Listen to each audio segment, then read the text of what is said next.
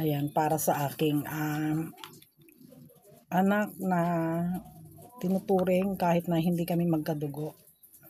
Ayan, anak, ako'y lubos na natutuwa at tayo ay kahit minsan lang mag-usap, ako'y naalala mo pa rin na kumustahin. Ayan anak, ako'y bumabati sa'yo ng maligayang kaarawan. Sana anak, lahat ng wish mo sa buhay ay matupad mo.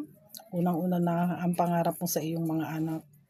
At natutuwa kasi ko ay kahit hindi mo ko talaga kadugo ay ako'y naalala mo. Ayan, naiyak ang nanay mo. Ayan, maraming salamat anak, at sana ay maging maligaya ka sa iyong kaarawan, at ang wish ko nga ay maging maayos ang iyong pamumuhay at ang iyong kalusugan, at salamat, at ako'y parati mo pa rin tinatawag na nanay kahit na at ikaw lang ang hindi ko kadugo, pero naalala mo pa rin ako. Ayan anak, maraming salamat, at I love you na. Ingat ka dyan parati.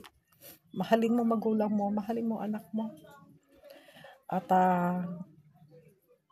sana makatagpo ka na ng isang lalaking mamahalin ka ng tapat. I love you na. Happy birthday. God bless.